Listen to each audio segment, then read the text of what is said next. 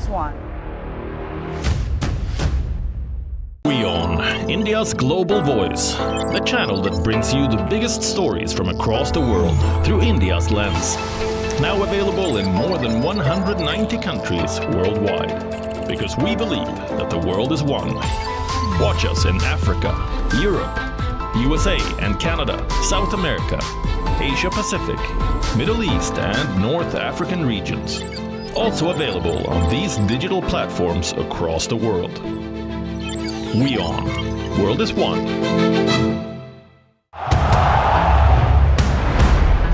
Everyone loves a contest.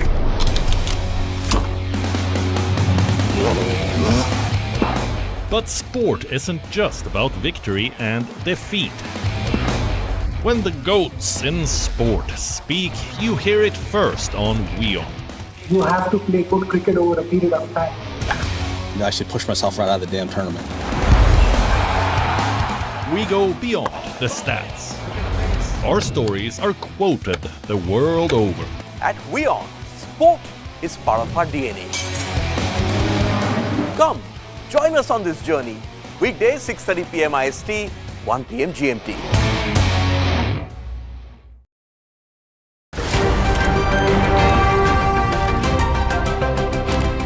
Ready to dive into your daily dose of news? Bringing you what's trending in the West and all that's setting trends in the East.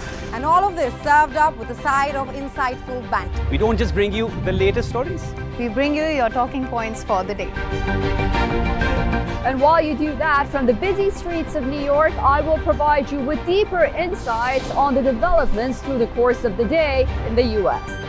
From New York, we get you to the sandy shores of Durban, where I'll bring you all the glitz, glam and happenings from the world of showbiz. Welcome to the Eras Tour. And I will be here at the WION headquarters, getting you all the action from the universe of sport.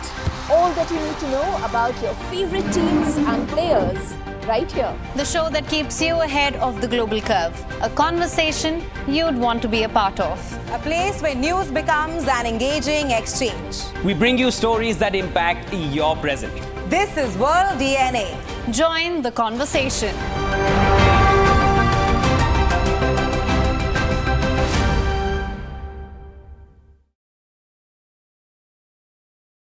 WION, India's global voice, the channel that brings you the biggest stories from across the world through India's lens. Now available in more than 190 countries. We are one, you and I. Burning in the sun. Rising in the rain. One in celebration. One in pain. One in a tragedy. One for our rights. One in search of hope. One in our fights.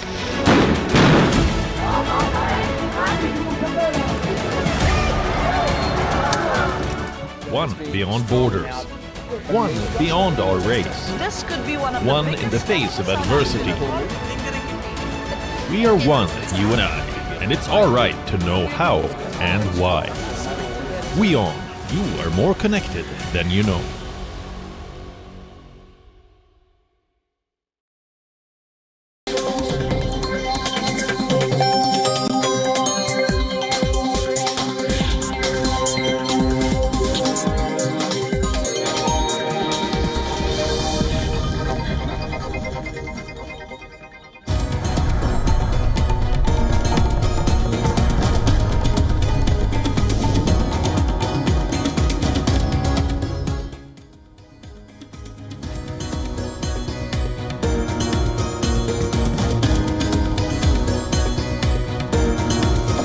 Morning Asia, good evening America. You're watching World DNA. I'm Raisha Sairil.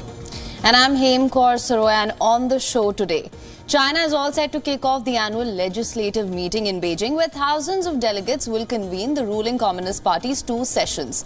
These sessions have begun. Concerns over youth employment as the world's second largest economy battles a host of other economic challenges. These are likely to dominate discussions. We'll of course get you all the key highlights of the sessions on the show today. Also on World DNA this morning, US Vice President Kamala Harris has called for an immediate ceasefire in Gaza, highlighting the humanitarian catastrophe caused by the ongoing Israel-Hamas war, emphasizing on how the threat that Hamas poses to the people of Israel must be eliminated. Well, the US Vice President directed her comments at Israel in what appeared to be the sharpest rebuke yet by senior leader in the US government over the conditions in Gaza. All that and a lot more lined up on World DNA this morning, but first, the headlines.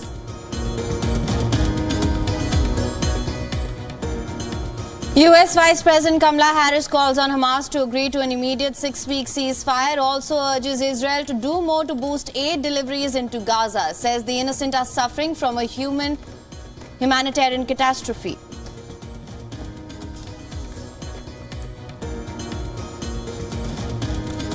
German Defense Minister accuses Russia of conducting an information war aimed at creating divisions within the country. Remarks after Russian media published an explosive recording of German and Ukrainian officials discussing a possible strike on a bridge in Crimea.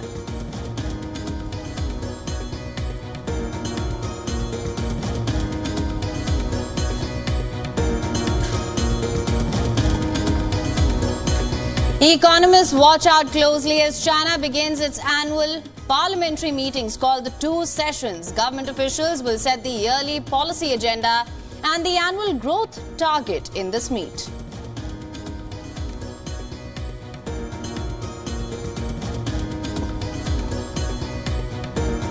Philippines Foreign Minister says they want to stop maritime disputes with China, urging Beijing to stop harassing Manila.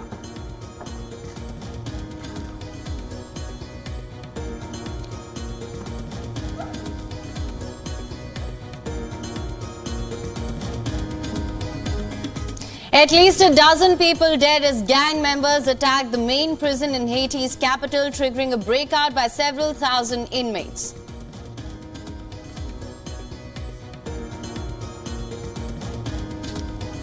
Pep Guardiola hails Phil Foden as the best player in the Premier League at the moment.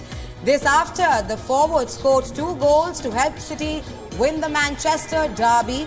The holders are now just 1 point of leaders.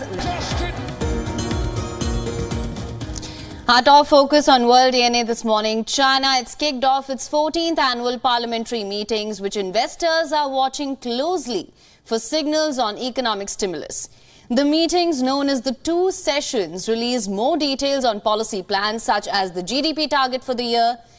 As of this moment, officials are presenting the report, and from March 5th to the 11th, the meetings will be held. Now, what is China's Two Sessions gathering and why does it matter? The Two Sessions are simultaneous meetings of the National People's Congress and the Chinese People's Political Consultative Conference. While the National People's Congress is the legislative body, the Consultative Conference is a united front political advisory and consultation organization with no legislative functions. Now, what to watch out for at China's major political meeting of this year? First on the agenda will be Premier Li Qiang's announcement of China's GDP growth goal for 2024. Li Qiang will likely reveal a growth target of around 5%. The government report could entail economic strategy as well, with growth targets, deficit target, and this may be at a major turning point after 4 decades of growth that propelled China into a position of economic and geopolitical power. Then, smaller scale investments in science and technology could be on the agenda as well. High among those worries are national defense and security. Increase in China's military budget, which is second only to the United States. That will also be something to watch out for. Beijing is also expected to use these two sessions to complete the transition to their successors. It could possibly see a new foreign minister, new defense minister, or new state councillors. Those are the expectations from the two sessions. And to discuss this further, our Voice of America correspondent Bill Gallo joins us live from Beijing. Bill, thank you so much for joining us on World DNA this morning. Now, I want to start by asking you, what are the pressing issues, of course, at the two sessions this year? Well, the big issue, honestly, is the economy for China. And there's many ways to look at that, frankly, because there's been a wave of bad news about the Chinese economy that has come out for many years now. I mean, the main issue here in China is the real estate market. Prices are so low. There are tens of millions of empty housing units across the country, and that's sort of having ripple effects throughout the rest of the economy. It's affecting all kinds of things, like the stock market, like domestic consumption. People aren't spending as much. Really, to be honest, people expected this to turn around after the opening of the COVID lockdown at the beginning of last year. It never really happened. And so sort of the big thing to watch here this week is what China will do in relation to the economy. The other aspect here, of course, is foreign investor confidence. You have seen a trend in recent years of foreign money leaving China. It's not growing at near the rate it used to. This is a major concern for China. They're trying to attract foreign investment to come back in. It's not clear, however, that they will be able to do so for reasons that I think we may discuss during this interview. Right, Bill, you speak of how foreign money is leaving China and the economic distress in the country. What is the mood like on the ground, given that the Chinese economy in particular has not really taken off since COVID-19? Yeah, I mean, these events, the two sessions that are going to happen this week, the mood is always very upbeat because it's a very highly choreographed event. I mean, this is not really a parliament in any sense of the word like would happen in many other countries. This is basically, many media outlets call it a rubber stamp parliament. They basically endorse decisions already made by the Communist Party. So what you'll see in the official interactions this week in statements, I assume, will be quite upbeat and controlled. However, they're bringing people in from many different parts of China. And people know in those areas that the economy isn't doing so well in their local area. So they'll be coming. I don't think there's any expectation that people will air public complaints or things like that. But there's just a bit of uncertainty. China didn't hold this really big political meeting that it was supposed or expected to have held before now, where decisions are actually made rather than endorsed. And I think a big reason for that is Xi Jinping is going through a lot of troubles, and it's sort of uncertain what tools he has to fix them. Right. Bill, let's also talk about new portfolios, if any, that can be expected. Since former Chinese FM Xingang officially resigned as lawmaker, is a new position expected during the session as well, FM as well? It's not clear. I think we may get more word on that today as far as the agenda. Last year, these two sessions were heavily focused on personnel replacements and personnel appointments. This year, it won't be as heavy as a focus on personnel. However, as you have mentioned, the former Foreign Minister Qin Gang is sort of a big question here. He's not really discussed all that much in state media anymore. He sort of disappeared. Although recently we did hear that he was resigned from sort of a NPC, a parliamentary position, which suggests that perhaps he's not in as much trouble as had been rumored. However, we really don't know. It's speculation. We may get some word on that this week, and we may find out a replacement foreign minister. We'll just have to wait and see on that one. Right. Thank you, Bill, for getting us the latest and joining us here on World DNA.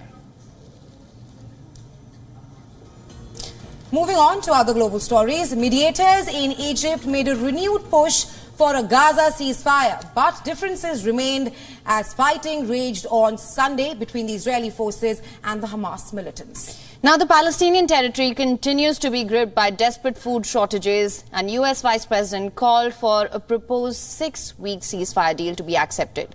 Kamala Harris also criticized Israel over insufficient aid deliveries to Gaza. Listen to this. The immense scale of suffering in Gaza, there must be an immediate ceasefire. For at least the next 6 weeks, which is what is currently on the table.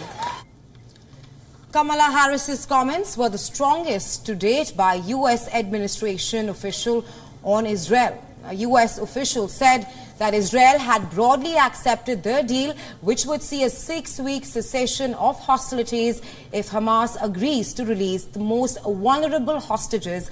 Calling on Hamas to accept the deal, Kamala Harris said it will get the hostages out and also get a major amount of aid into Gaza. Well, she added that Hamas claims it wants a ceasefire. Well, there is a deal on the table. And as we have said, Hamas needs to agree to that deal. Now, Harris is due to meet with Benny Gantz, a centrist member of Israel's war cabinet, in Washington later today. The former Israeli military chief, a longtime rival of Netanyahu, will also meet White House National Security Advisor Jake Sullivan and Secretary of State Antony Blinken. An official from Netanyahu's far-right Likud party said that Gantz's trip was planned without any kind of authorization from the Israeli leader. Speaking to the Associated Press, the official said that Netanyahu had a tough talk with Gantz and told him that the country has just one prime minister. Egyptian state-linked media also reported Sunday that envoys from the United States, Qatar and Hamas arrived in Cairo.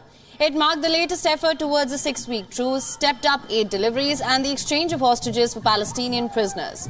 But sticking points remained, including a Hamas demand that Israeli forces entirely withdraw from the Gaza Strip after almost 5 months of devastating war. And Israel, which has so far announced no plans to join the Egypt talks, has demanded Hamas provide it with a list of 130 remaining captives, including over 30 feared dead. Despite the latest push to halt the fighting sparked by Hamas's October 7th attack on Israel, there was, however, no let-up in Israeli bombing and urban combat in Gaza. Several airstrikes were reported in southern Gaza's Rafah and Khan Yunis. Israel's military also announced the death of one more soldier in Gaza, bringing the number to 246 killed in ground operations. In Rehovot, Israel, there were tears and ceremonial gunshots at the funeral of another soldier, Afiq Teri. The Hamas media office reported intense tank shelling in northern Gaza, and the Israeli military said that it hit about 50 targets, including underground terrorists. In Gaza's southernmost city, Palestinian Civil Defense released a video showing crews conducting rescue operations after airstrikes on Rafah.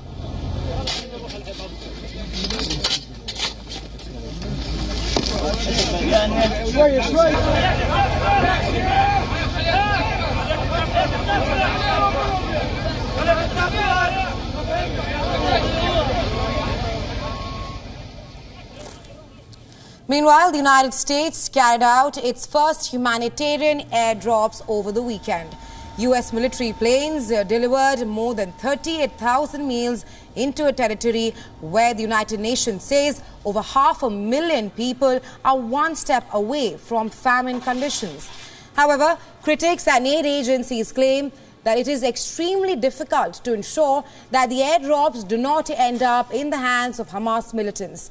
As Israel pursues its war with Hamas, experts claim that being forced to costly and inefficient airdrops, it just shows Washington's limited influence over Israel. We have crossings. It is better to send aid via crossings and better than dropping via parachutes. The parachutes aid is not enough for one family. This is nothing. Egypt should open its crossing and let trucks get in normally. Calls for a ceasefire in Gaza are echoing across the globe. Hands-off Rafah rallies are being held in cities worldwide. Protesters in Washington, D.C. called on the United States to end its military aid to Israel and push for a permanent ceasefire in Gaza. Their immediate focus is the Rafah city, where Israel has warned it will launch a ground offensive in the coming days.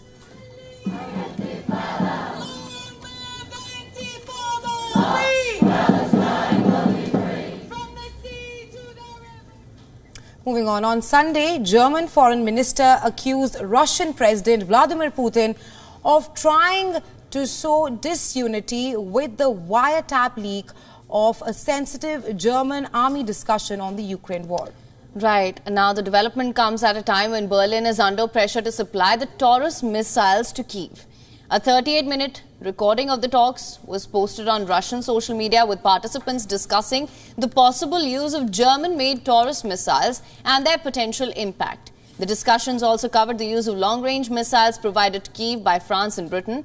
German Defense Minister said that this is clearly about undermining unity. It's about driving our domestic politics apart, and I very much hope that Putin will not succeed in this.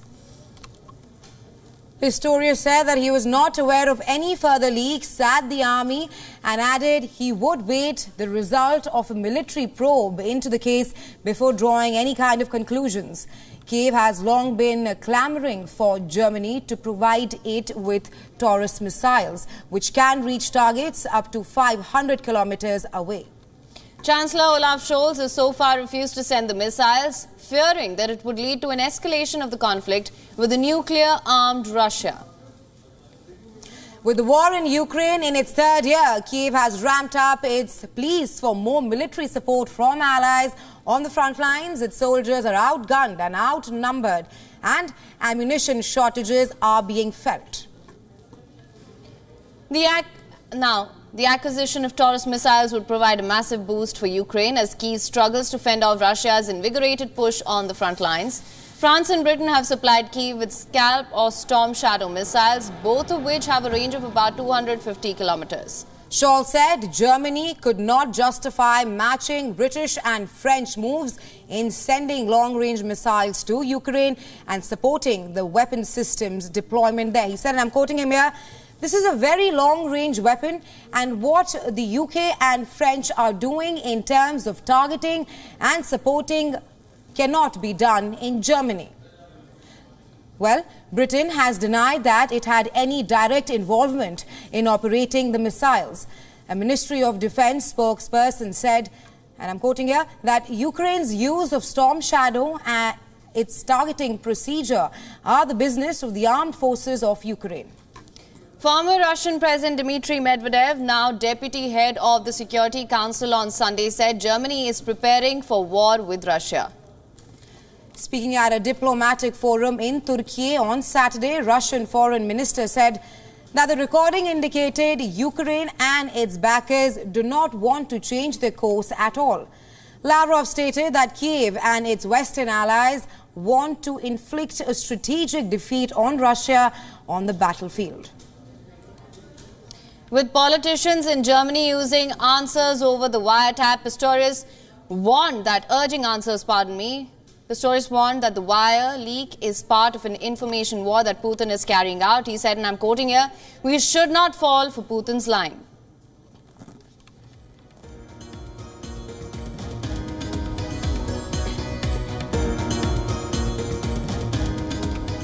Moving on, Russia says that Ukraine has attacked the country with barrage of rockets. Right, Russian officials say 38 drones, in fact, have been shot down in the last 24 hours, while a series of explosions have rocked Crimea. This after a reported Ukrainian drone attack on the peninsula. One of the blasts allegedly took place near a fuel station in the southeastern city of Feodosia. The Kerch Bridge, which connects Crimea with Russia, was temporarily closed. Crimea was annexed by Russia in 2014. Russia has not reported any damage from the latest attack in the region. Meanwhile, death toll in a Russian drone attack on an apartment building in southern Ukrainian city of Odessa, it's risen to 12. As per officials, 5 of the dead in the attack were children, the youngest being just 4 months old. The drone had crashed into a residential building in Odessa on Saturday. Ukraine also says Russian forces wounded 16 people in an aerial bomb attack on an apartment building in the eastern town of Kurakhov. Ukrainian President Volodymyr Zelensky says casualties could have been avoided if Ukraine had not faced delays in arms supply. Well, Ukraine continues to urge allies to strengthen arms supplies. Russian troops have recently made gains in Ukraine as Kiev struggles to sustain its force with Western-made arms. Moscow last month took control of the key eastern town of Avdiivka.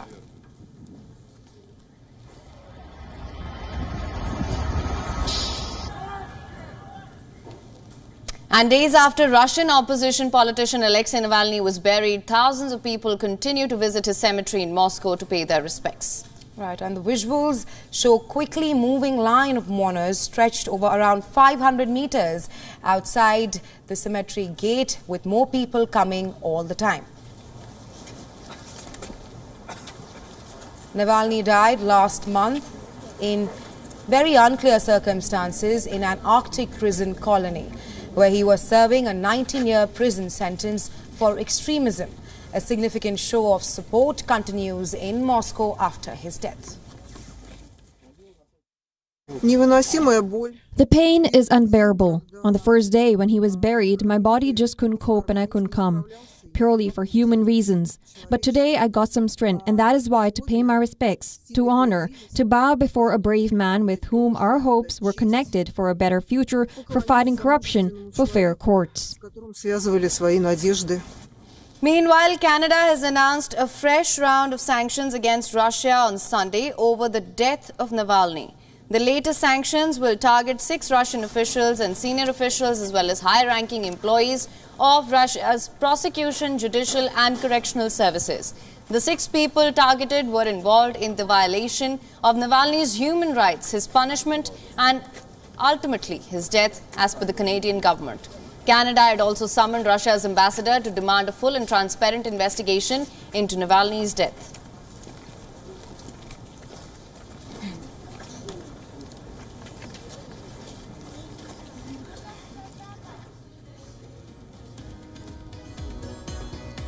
And it's time now for a quick short break.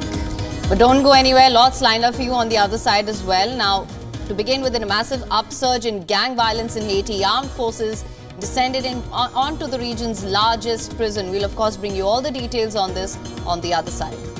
Also on the other side of World DNA, Indian farmers plan to march towards the national capital, resuming the Delhi Chalo march after spending days at the Punjab-Haryana border following clashes that injured several farmers and policemen. We'll get you all the details on the other side of this quick short break. Do stay tuned.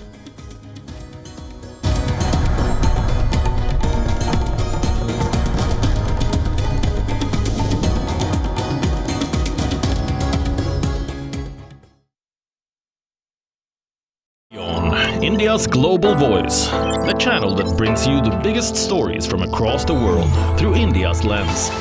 Now available in more than 190 countries worldwide. Because we believe that the world is one. Watch us in Africa, Europe, USA and Canada, South America, Asia Pacific, Middle East and North African regions. Also available on these digital platforms across the world. WION. World is one.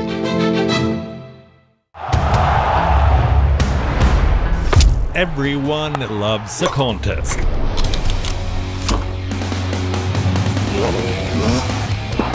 But sport isn't just about victory and defeat. When the goats in sport speak, you hear it first on WION. You have to play good cricket over a period of time. I actually pushed myself right out of the damn tournament. We go beyond the stats. Our stories are quoted the world over. At WION, sport is part of our DNA.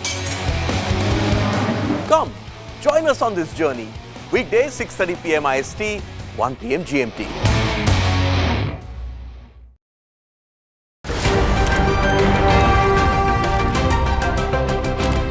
Ready to dive into your daily dose of news? Bringing you what's trending in the West and all that's setting trends in the East. And all of this served up with a side of insightful banter. We don't just bring you the latest stories. We bring you your talking points for the day. And while you do that, from the busy streets of New York, I will provide you with deeper insights on the developments through the course of the day in the U.S. From New York, we get you to the sandy shores of Durban, where I'll bring you all the glitz, glam, and happenings from the world of showbiz. Welcome to the Eras Tour. And I will be here at the WION headquarters, getting you all the action from the universe of sport. All that you need to know about your favorite teams and players, right here. The show that keeps you ahead of the global curve. A conversation you'd want to be a part of. A place where news becomes an engaging exchange. We bring you stories that impact your present.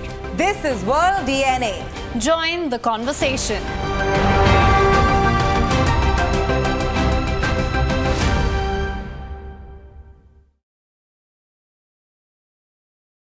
YO1 Health Resort is unique, the only one of its kind. Experience the 4 paths of natural wellness: yoga, Ayurveda, acupuncture, and naturopathy. Each uniquely customized program improves the whole person to make every person whole. Come to YO1 Health Resort. Make your reservation at yo1.com. From the bustling trading floors of Wall Street to the vibrant exchanges of Asian stock markets, WION breaks it down for you to make sense of what's happening, as we reveal the key factors behind events, strategic battles, and the game-changing business decisions that shape the world. We bring you all of this and more on World Business Watch. We are one, you and I, burning in the sun, rising in the rain, one in celebration, one in pain, one in a tragedy, one for our rights, one in search of hope, one in our fights.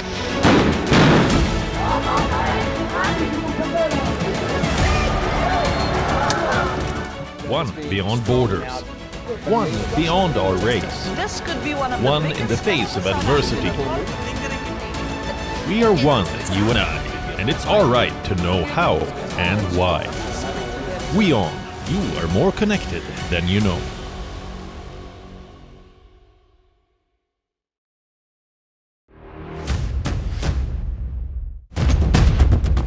Economic turmoil and global unrest have cast a shadow over President Joe Biden's approval ratings. The rockets are continuing to be fired by Hamas in Gaza, although at a slower rate than previously. So, right now, we are with the volunteers from the Aleppo municipality. They are still trying to go to the rescue for the people they can find out. India has emerged as a major diplomatic force at the world stage. The rising cost of living in Nigeria continues to impact citizens from all walks of life. The citizens of Gujarat witnessed a mega roadshow here in the city of Ahmedabad. China is South Africa's largest trading partner for 134 years straight. A domestic aircraft carrying 72 people on board crashed in Pokhara city in central Nepal. 165 injuries have been moved, 61 people are confirmed dead, and rescue operations continue around me. After receiving an entire season's rainfall in a span of 48 hours, Chennai city has literally been brought to its knees.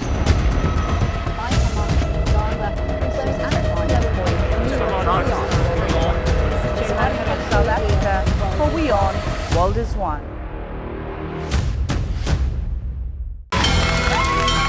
From the bustling trading floors of Wall Street to the vibrant exchanges of Asian stock markets, WION breaks it down for you to make sense of what's happening, as we review.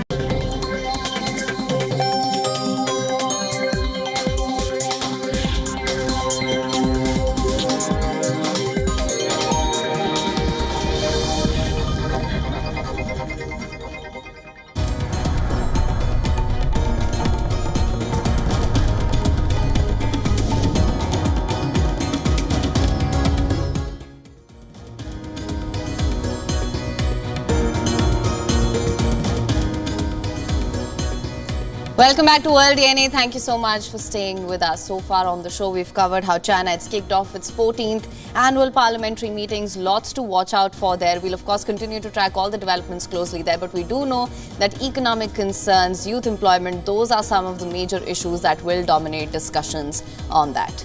Right, and we also spoke about how German Defense Minister has now accused Russia of conducting an information war aimed at creating divisions within the country.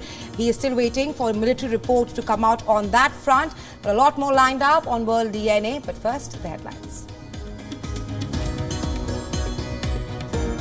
US Vice President Kamala Harris calls on Hamas to agree to an immediate 6-week ceasefire, also urges Israel to do more to boost aid deliveries into Gaza, says the innocent are suffering from a humanitarian catastrophe.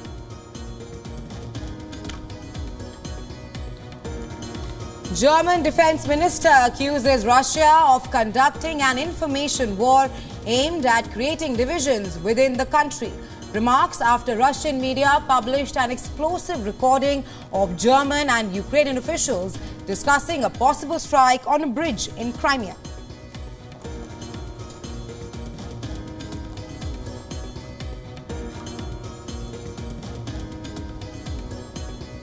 Economists watch out closely as China begins its annual parliamentary meetings called the Two Sessions. Government officials will set the yearly policy agenda and annual growth target in the meet.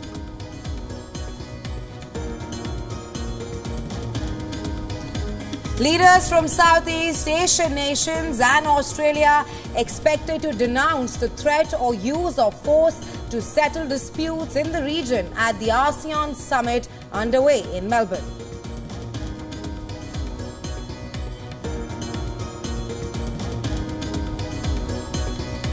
Shehbaz Sharif to take oath as Pakistan's Prime Minister in a few hours from now. Sharif is the PPP and PMLN candidate. He won a National Assembly vote confirming his election on Sunday.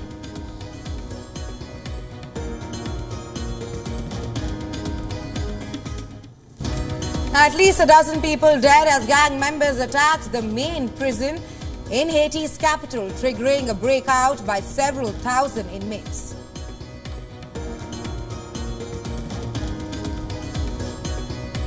22-time Grand Slam champion Rafael Nadal makes his much-awaited comeback at the Netflix Slam. The Spaniard, along with his compatriot Carlos Alcaraz, put on a show in front of a sold-out crowd, with Alcaraz winning in a shootout. Shuts the door on Rafael Nadal.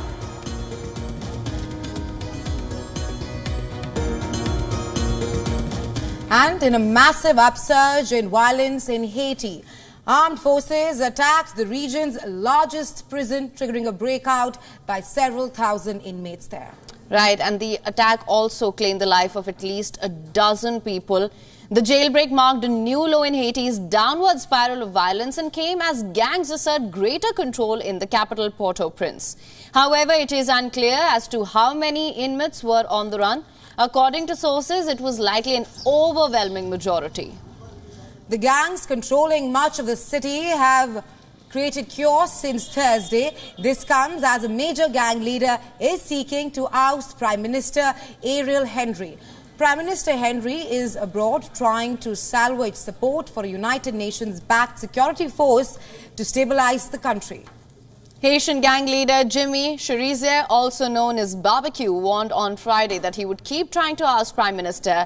According to Jimmy, the reason behind ousting the Prime Minister is that Honoré led the crisis-wrecked Caribbean nation after the assassination of President Jovenel Moïse in 2021. We ask the Haitian National Police and the military to take responsibility and arrest Ariel Henry. Once again, the population is not our enemy. The armed groups are not your enemy. You arrest Ariel Henry for the country's liberation. These weapons that we have are not here to hurt our brothers who come from the same milieu as us. The poor take the streets and they trust us. These weapons are our symbol of freedom. With these weapons, we will liberate the country, and these weapons will change the country. Since President Moïse's assassination, there has been a surge in violence. According to the United Nations, in January, more than 8,400 people were the victims of gang violence, including killing, kidnapping and injuries, which is double the number seen in 2022.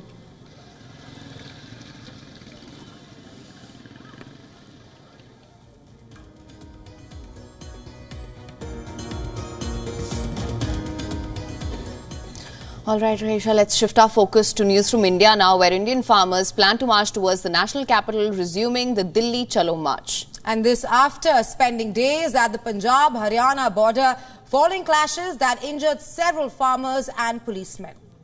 Now, this announcement, it was made by key farm union leaders spearheading the protest as farmers push for a legal guarantee on minimum support price on 23 crops.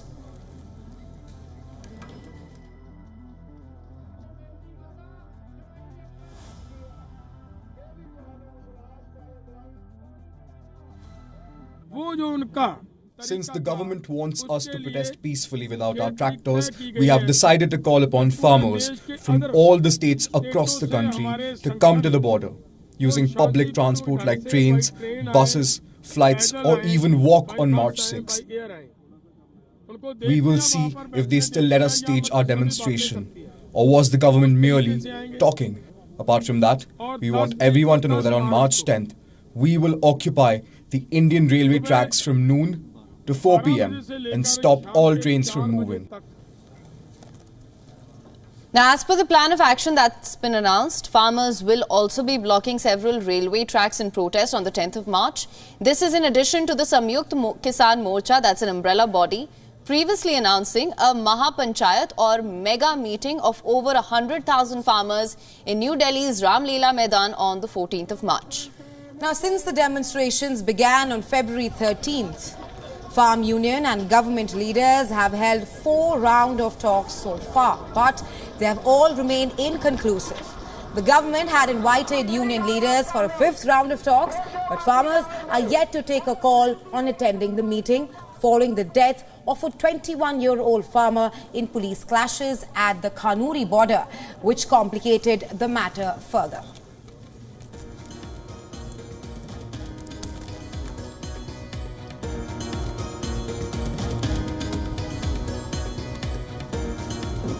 And staying on with stories from India, Indian Prime Minister Narendra Modi will be attending the war game termed as Bharat Shakti in the Indian state of Rajasthan on March 12th.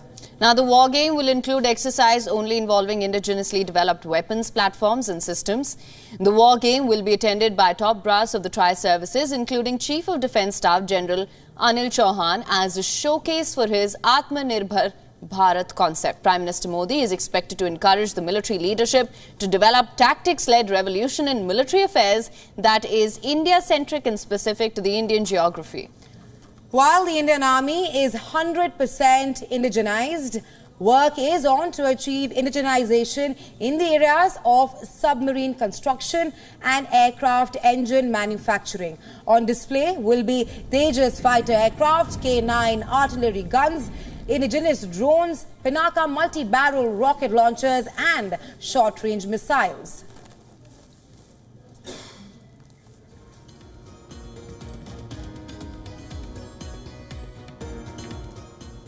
Moving on now, shifting focus to Saudi Arabia, where Crown Prince Mohammed bin Salman has announced a ban on iftar in mosques ahead of the holy month of Ramadan. And the Crown Prince has cited concerns over cleanliness in mosques after iftar.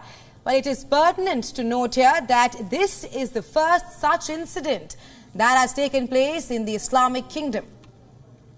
Now, in a post on social media platform X, the Ministry of Islamic Affairs shared the notice issued by the Saudi Arabian government stating, and I'm quoting here, the iftar project should not be carried out inside mosques out of concern for their cleanliness. The notice further orders clerics and muezzins to place fine for iftar on courtyards of mosques and urges not to set up any tents or rooms for the same purpose. Well, the Saudi Ministry of Islamic Affairs also laid emphasis on not collecting monetary donations from those who will be observing fast during the holy month. Along with banning iftar, the Saudi Arabian government has also discouraged broadcasting or live streaming of prayers inside the mosques.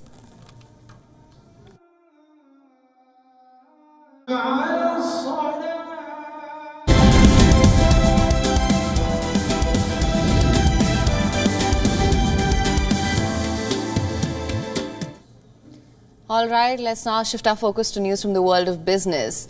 Is Japan's lost decades to deflation coming to an end? That's the big question. Right, but according to a Bloomberg report quoting a local media house, Japan is looking at calling an end to deflation officially soon. The report quoting Cairo shows that the Japanese government will think about making the statement after looking at this year's wage talks to see if pay is going up at the same rate as the prices. Right. Kyoto reported that as part of the plan, Prime Minister Fumio Kishida and other cabinet ministers would say that the country is no longer in deflation at meetings, news conferences and monthly economic reports as well. The markets are in turn extremely interested in when the Bank of Japan will raise the rates again. This would be the first time since 2007 that rates have been raised. Not long ago, the BOJ Governor Kazuya Ueda said that the price goal was still out of reach. He also said that the central bank would keep checking to see whether the positive cycle between wages and prices began to turn. So far, Ueda has kept market players guessing over the timing of a rate hike. While Japan's baseline inflation exceeded expectations in January, consumer prices, excluding fresh food, grew 2% annually. The central bank's inflation target was met for the 22nd month in a row. The jobs market too remained tight nationwide, and this put firms under pressure to give solid salary increases in annual pay discussions with the labor unions. Well, the Kyoto article says that the government would base its decision on the CPI and other economic indicators.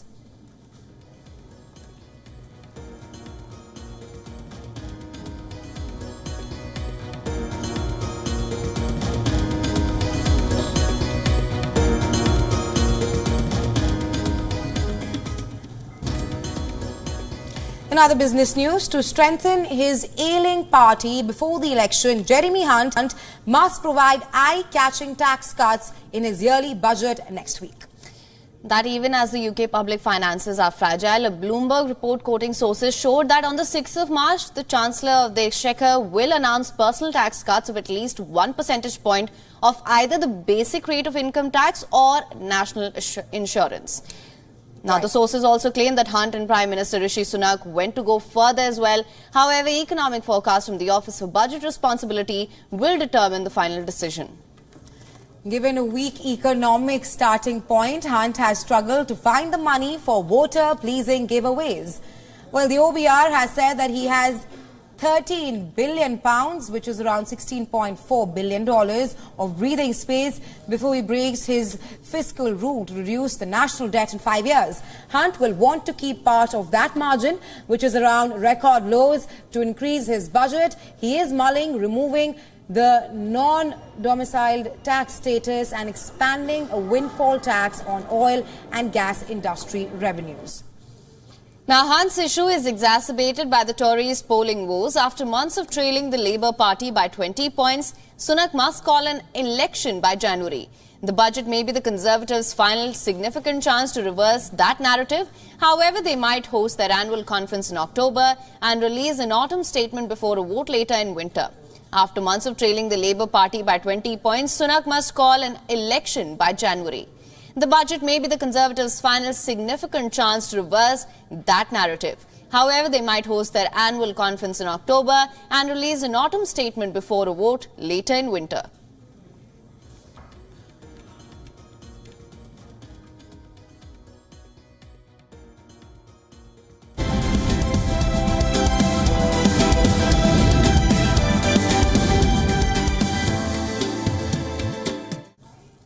Now let's see what's making news in the world of technology.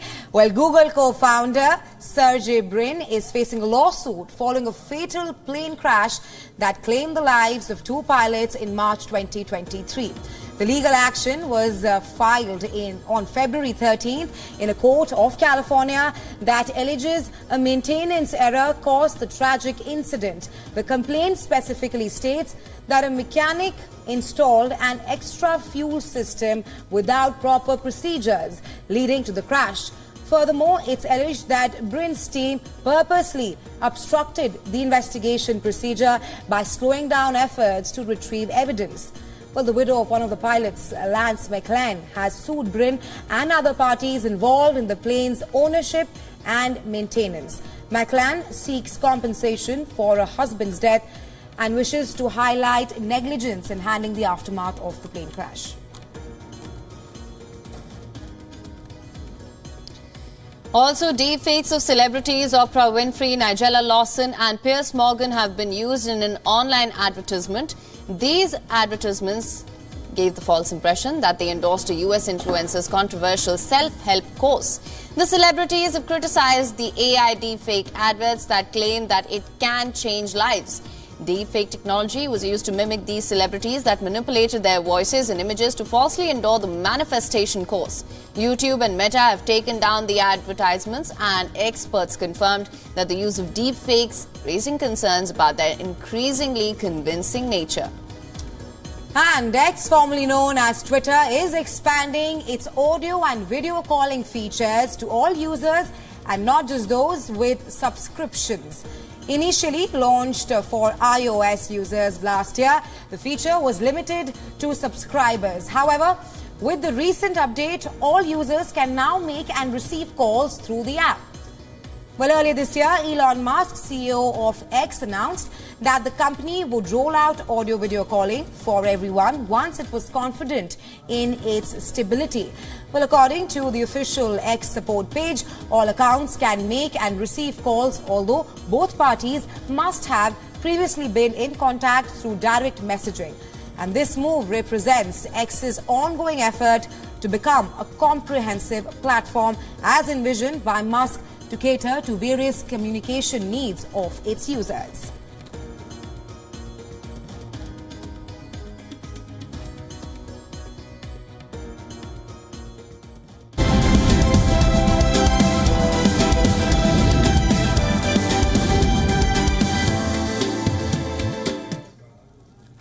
News now from the world of sport now. Manchester remains blue. Phil Foden's second half brace and a late goal from Erling Haaland helped defending champions Manchester City come back from a goal down to beat rivals Manchester United 3-1 in the English Premier League. Right, and the win also helped City remain 1 point behind league leaders Liverpool, with both the sides set to face each other next Sunday. As usual, City were off to a 18 of them, but they were not the usual self in the opening period.